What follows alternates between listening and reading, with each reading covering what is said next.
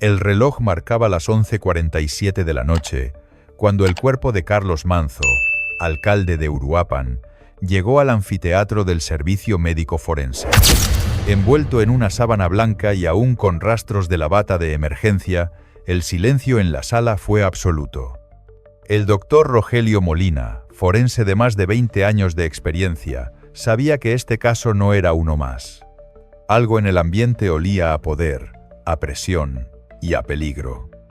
Su cuerpo fue traído en condiciones críticas, con 3 impactos de bala visibles y señales de haber recibido atención médica de urgencia, relató el médico. Pero lo que descubriría horas después no solo pondría en duda la versión oficial, sino que lo colocaría en la mira de quienes no querían que la verdad saliera a la luz.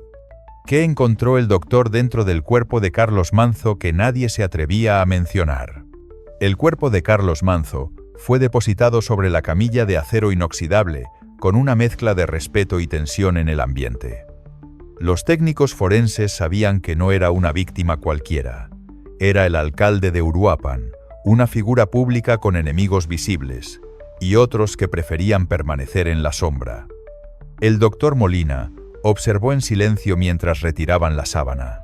Lo primero que notó fue el tono aún rojizo de la piel, un signo inequívoco de que la muerte había ocurrido hacía apenas minutos. El reloj del traslado, 11:47 p.m., coincidía con los reportes del hospital. Todo indicaba que Carlos Manzo había luchado por su vida hasta el último segundo. El forense documentó meticulosamente cada marca visible. Había hematomas en el tórax compatibles con maniobras de reanimación, pero también con una posible agresión previa. En el abdomen, las marcas de compresión sugerían que alguien intentó contener la hemorragia o mover el cuerpo con fuerza. La camisa, manchada de sangre y pólvora, contaba una historia muda de desesperación y violencia. Molina anotó un detalle inquietante. Los residuos de pólvora eran de 2 tipos diferentes, lo que podría significar que hubo más de un arma en la escena. Ese hallazgo, aunque pequeño, podría cambiar por completo la narrativa del crimen. El rostro del alcalde no reflejaba simple sufrimiento, sino una mezcla de incredulidad y resistencia. Tenía los ojos semiabiertos, la mandíbula ligeramente tensa, como si hubiera visto algo que no podía creer. A su lado, un reloj destrozado marcaba las 11:39 p.m., detenido en el tiempo, congelado justo en el instante del ataque. Molina se detuvo a contemplarlo, sabiendo que los objetos a veces hablan más que los testigos. Esa hora podría ser la clave para reconstruir los últimos minutos de vida del alcalde. ¿Quién lo acompañaba? ¿Desde dónde llegaron los disparos y cuánto tiempo tardaron en auxiliarlo? Parecía que intentó cubrirse, escribió el médico. Su brazo derecho estaba en posición defensiva, algo que solo ocurre cuando la víctima ve venir el disparo. Esa frase, breve pero contundente, revelaba un hecho perturbador. Carlos Manzo vio al asesino antes de morir. Tal vez lo reconoció. Tal vez escuchó su voz. El análisis balístico y la posición del cuerpo lo confirmarían más tarde. Pero en ese momento, Molina comprendió que este caso no solo trataba de un asesinato político, sino de una traición directa, ejecutada a quemarropa. ¿Qué pensó Manzo en ese instante? ¿Que el peligro venía de fuera o de alguien en quien confiaba? El doctor Molina inició el análisis de los 3 impactos con la precisión de quien sabe que cada trayectoria es una historia escrita en silencio. El primer disparo, alojado en el hombro izquierdo, mostraba una trayectoria descendente, lo que indicaba que el tirador estaba de pie, posiblemente frente al vehículo o en una posición ligeramente elevada. Este impacto no fue letal, pero generó una hemorragia considerable que debilitó al alcalde en segundos. Las fibras de la tela revelaban rastros de combustión y quemadura, señal de que el disparo se realizó a menos de 2 metros de distancia. El agresor no estaba lejos. Estaba lo suficientemente cerca como para ver el rostro de su víctima. El segundo impacto fue aún más devastador. Localizado en la parte inferior del abdomen, La bala penetró con fuerza perforando el intestino y el hígado. El forense concluyó que el atacante buscaba provocar una muerte lenta y dolorosa, dejando que el sangrado interno hiciera su trabajo. Ese tipo de disparo no es casual. Requiere precisión, frialdad y un conocimiento del cuerpo humano. Las pruebas de residuos de pólvora en la ropa confirmaron que el disparo se realizó a quemarropa, con el cañón apuntando directamente hacia el centro del torso. No era un ataque improvisado, era una ejecución metódica. El tercer impacto, sin embargo, fue el definitivo. El proyectil entró por la región torácica derecha y siguió una trayectoria ascendente que perforó el pulmón y llegó al corazón. El doctor Molina lo describió con términos fríos, pero su voz se quebró al dictar la frase final. Este fue el disparo mortal. La bala fue extraída y colocada en una bandeja metálica. El sonido del metal al caer resonó en la morgue como una sentencia. El proyectil, una 9 milímetros, coincidía con una serie de asesinatos recientes cometidos con la misma arma. Cada bala, cada estría, contaba una historia de sangre repetida en distintos municipios de Michoacán. El arma en cuestión, una Glock 17 con número de serie limado, ya figuraba en archivos de la Guardia Nacional. Los registros indicaban su uso en 3 homicidios políticos no resueltos, todos ejecutados con la misma precisión. La conclusión era inevitable. Alguien había decidido reutilizar el arma para dejar una firma, una especie de sello criminal. Pero la verdadera pregunta que estremeció a los investigadores fue otra. ¿Era el mismo grupo que operaba desde las sombras, o una sola mente que, desde el poder, controlaba cada asesinato como piezas en un tablero político? El reloj marcaba las 11:44 p.m., cuando el corazón de Carlos Manzo dejó de latir.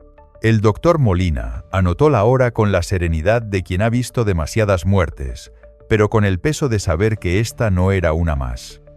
Según el registro clínico, el alcalde aún mostraba signos débiles de vida al ser subido a la ambulancia. Su pulso era irregular pero presente. Sin embargo, algo no encajaba. Los paramédicos reportaron un paro cardiorrespiratorio minutos después, justo antes de llegar al hospital. Para Molina, esa ventana de 5 minutos fue decisiva. La diferencia entre morir en el camino o sobrevivir en urgencias. Durante la autopsia, el forense descubrió algo inquietante. El daño cardíaco era evidente, pero la cantidad de sangre presente en la cavidad torácica no coincidía con el tiempo estimado de la herida mortal.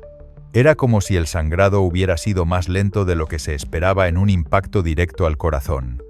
Esa observación lo llevó a escribir una nota interna que luego se volvería crucial.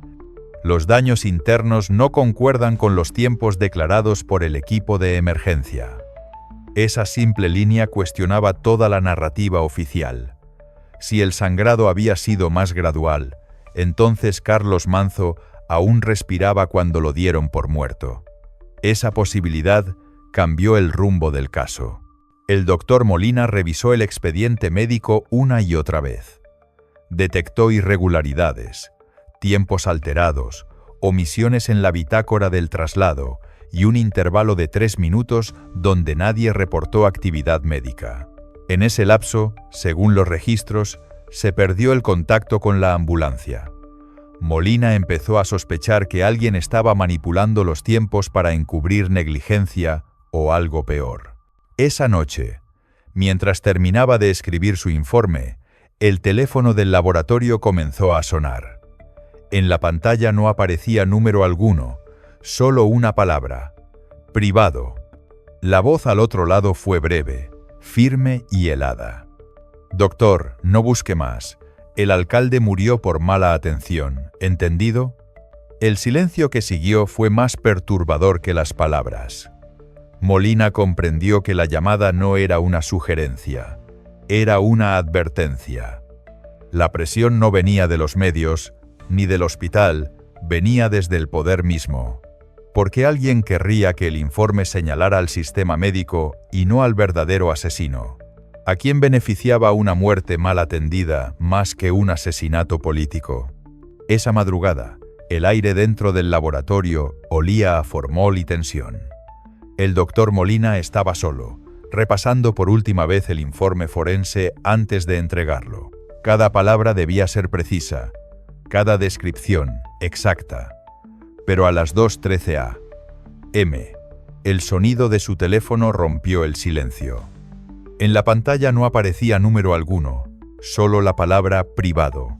Al contestar, una voz grave, distorsionada, casi artificial, pronunció las palabras que congelaron su sangre. Doctor, haga lo correcto. Escriba que murió por mala atención médica, no por asesinato. No hubo amenazas directas, ni insultos. Solo un tono sereno, demasiado seguro, como si quien hablaba supiera que no necesitaba intimidarlo más. Esa calma fue lo que más perturbó a Molina. Al final del mensaje, la voz agregó algo más. Recibirá una compensación justa. Usted y su familia estarán protegidos. Luego, la línea se cortó, dejando tras de sí un zumbido eléctrico que pareció quedarse flotando en el aire. El médico se quedó inmóvil, observando su reflejo en la ventana del anfiteatro. Afuera, la ciudad dormía. Adentro, el miedo acababa de despertar. Sabía perfectamente lo que esa llamada significaba. Alguien poderoso quería borrar el rastro de un asesinato y reemplazarlo por un error médico. El dinero no era la oferta real. La amenaza estaba escondida entre líneas. No responder era desafiar un poder invisible, pero responder significaba traicionar su ética, su juramento y, sobre todo, la verdad. Eligió el silencio y con ello selló su destino. 2 días después, las cámaras del vecindario captaron vehículos sin matrícula rondando su vivienda. En uno de ellos, un hombre bajó con un portapapeles y una cámara de largo alcance. Las luces del auto nunca se apagaron. Al revisar las grabaciones, Molina notó algo que lo dejó helado. Uno de los hombres llevaba una insignia del Ministerio Público colgada discretamente del cinturón. No eran delincuentes comunes, eran funcionarios. O, peor aún, personas protegidas por el sistema que él estaba intentando desenmascarar. Desde entonces, cada ruido fuera de su casa se convirtió en sospecha. Cada sombra, en un posible aviso. El silencio que le habían pedido ahora lo perseguía como una condena. ¿Quién tenía el poder para orquestar un soborno tan preciso y la influencia suficiente para vigilar a un médico del Estado? ¿Un funcionario con algo que ocultar o los mismos hombres que apretaron el gatillo aquella noche? Más tarde, un periodista de investigación obtuvo una copia filtrada del informe original, con los sellos de la Fiscalía. En el documento se detallaba que el proyectil que causó la muerte fue disparado a menos de 2 metros, desde un ángulo que solo podía corresponder a alguien ubicado frente a la víctima. El hallazgo descartaba por completo la versión del ataque al azar. La Fiscalía intentó censurar la publicación, pero ya era tarde. La verdad se había viralizado. El asesinato de Carlos Manzo fue un ataque planificado, con un arma usada en otros crímenes y un intento deliberado de encubrirlo. ¿Por qué querían culpar al sistema médico? ¿Qué figura poderosa estaba detrás del encubrimiento? Hoy, el doctor Rogelio Molina vive bajo resguardo federal. Su testimonio será clave en el juicio que podría derribar una red de corrupción política, policial y criminal. En su última entrevista, dijo una frase que estremeció al país. El cuerpo de Carlos Manzo no solo me mostró la causa de su muerte, me mostró la podredumbre de un sistema que teme a la verdad. Fue asesinado solo por denunciar corrupción o por descubrir algo mucho más grande. Si crees que esta historia merece ser escuchada, comparte este video, deja tu like y comenta. ¿Qué crees que realmente pasó con el alcalde Carlos Manzo? Y no olvides suscribirte, porque en los próximos episodios revelaremos los nombres detrás del encubrimiento. Esto apenas comienza.